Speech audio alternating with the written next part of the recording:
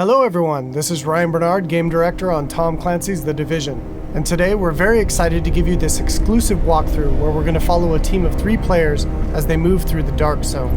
So here we have our group of 3 agents, Ryan, Megan, and Bronson, and we're going to be following them as they enter this very dangerous area in search of some awesome loot.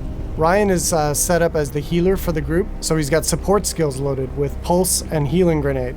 Megan is DPS, so she's got the Seeker Mine and Sticky Bomb loaded up. And Bronson's going to be taking the brunt of the punishment, so he's got Pulse as well and the turret, so he can keep the attention of the enemies during firefights.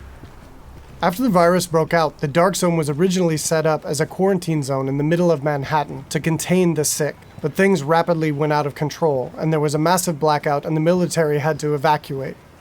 They had to leave their most powerful gear and weapons inside the Dark Zone, so this loot is extremely valuable to you as a player. But this also means that it's the most dangerous place in the game. This loot attracts a lot of attention, including other real players. The Dark Zone is a multiplayer gameplay space in our world, which you can seamlessly enter without any loading screens. Outside of the Dark Zone, you can play in teams of up to 4, but once inside, you can decide to collaborate with other agents or betray them, kill them, and take their loot. As we climb the wall to enter, you can see the UI starts to cut out, because once inside the Dark Zone, we lose our connection to the outside world. And this area is highly contaminated, so we can see the players put on their masks to protect themselves from the virus, and then they're set to go.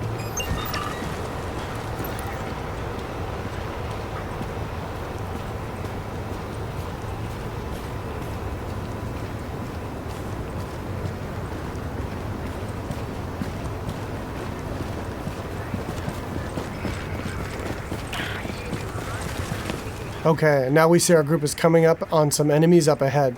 As we get closer, we can see that these are actually part of the Rikers faction. And this is a group of convicts which, after the virus broke out, escaped the prison and have flooded into Manhattan to take advantage of the chaos. Here we can see Megan does a pulse, which gives the group information about what enemy types and levels that they'll be facing. And then we can engage. As you can see here, Bronson's going to go up right on top of him and take point, so he can take the attention of the enemies and draw aggro, and we can support him from behind with healing grenades, as you saw there, and covering fire. Using covers in the divisions is really important. You're going to be seeing the agents here as they move around flanking the different enemies, moving cover to cover, using height elevation to their advantage, and really trying to make sure that you're not exposed at any time, because when you're out of cover, you take a lot of damage from enemies. And it looks like we've only got a couple Rikers left here, and Bronson is really taking his role to heart and pushing right up into their face. And they've cleared him out. And here you can see Bronson's actually been a little bit too hardcore on this, and he's in what we call the down state. So since they're playing in a group, Ryan can head over and actually revive him so he doesn't die and need to respawn and run back to his group, and he can get right back into the action. And here we can see that Ryan's actually found a loot crate. And he's gotten extremely lucky and has gotten a legendary drop. But as we can see, it's actually contaminated. All gear and weapons in the Dark Zone are contaminated, and they need to be extracted before they can be actually equipped by the players or agents in the game. So in order to do that, our group is going to move to a nearby extraction point in Bryant Park. Once the group is inside an extraction area, they'll need to shoot up a flare which calls in a helicopter. Then they need to hold tight for 90 seconds and extract their goods. Alright, now we see our group has come across a different group of enemies, and these are the Cleaners. Cleaners used to work for the city of New York, but they got trapped on Manhattan when the quarantine was declared, and they've lost it. They want to, in their own minds, clean the city from the virus by burning anything and everything in their path, dead or alive. And this group of Cleaners is actually a tougher group of what we call elites in the game. They have much higher health pools and much higher damage output. So our group here is going to really have to work together using their weapons and skills to take them out. Of course, they drop much better loot and give a lot higher experience. We got Ryan seems to have moved up to a kind of a bad cover position here. He's taking damage from the right, and he's got a grenade coming in and he needs to move, and he's too slow. So he's going to need to top himself off with a nice self-heal. Alright, so now we've dealt with the Cleaners and we can move on towards the extraction area. But it looks like our group is not alone, and another group of players is in the same extraction area. In the Dark Zone, it's very important to find out player intention relatively quickly, whether or not they're friend or foe.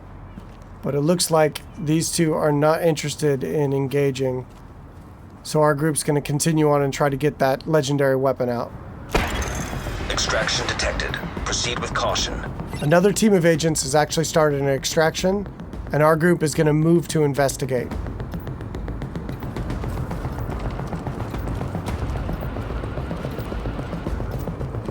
And as they come around, we do indeed see that an extraction is taking place, and they got about a minute left on their timer before the helicopter shows up. We don't see the extracting team.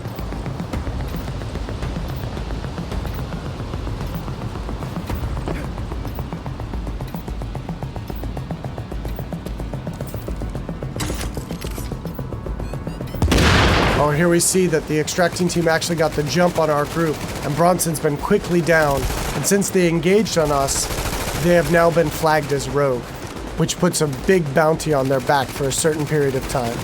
Luckily, Bronson was able to make it back to our group, and we were able to quickly revive him and get him back up into the fight. And now we've got some PvP chaos happening. And here we see Ryan throws out another healing grenade to heal up both of his teammates as they're flanking around to the left to try to get better position on these rogue agents.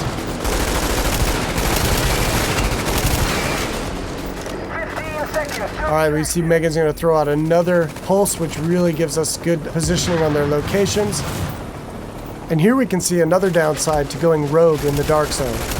They have attracted another group of players, which is helping us take down this rogue group. And there we go. And of course, when you die in the Dark Zone, you drop any contaminated gear that you're currently carrying. It looks like the two groups now can divvy up the goods that they got from this rogue group. It looks like they've decided to just take out the new players and take all of the loot for themselves.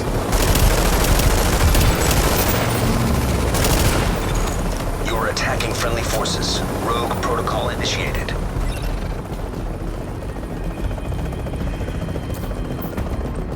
So now in order to secure this loot, to make sure it's theirs, they need to complete an extraction. So now our team has 90 seconds to control this area and to stay alive to get their loot out when the helicopter arrives. And you can see them fanning out into good cover positions here in case any other players come into the area or those groups that we engaged come back.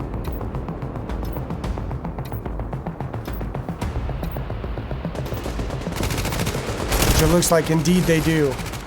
But now we're set up in really good positions here to be able to take them out. Bronson and Megan are laying down damage from the front line, and Ryan is supporting from behind. And again, it's really important in the game to make sure that you're always in cover whenever possible, and that you're not being flanked by any enemies. Here we see Ryan tossing a healing grenade as he runs past Bronson there. And they're going to focus on these two players here. 30 seconds to extraction. Straight in front of them. Now they got 30 seconds left to stay alive and control the area.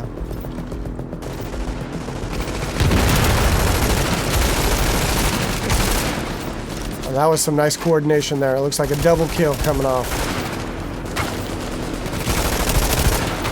All right, and they dealt with the other group yet again, and now the helicopters arrived, so they were able to survive and be able to get their loot out, and they'll head back to their base of operations.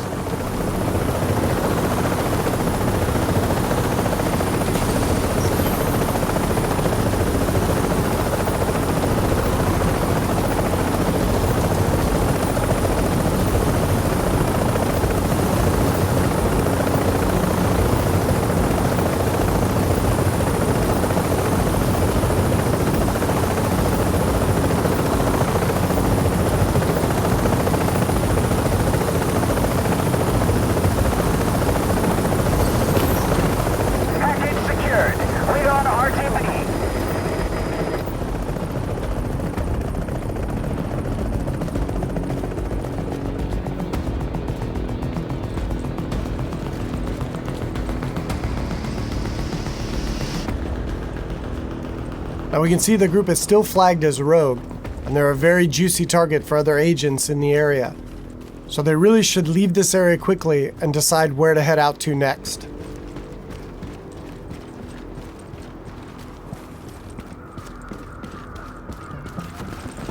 Alright, so that's it for today. I hope you enjoyed a little glimpse into the gameplay inside the dark zone of Tom Clancy's The Division.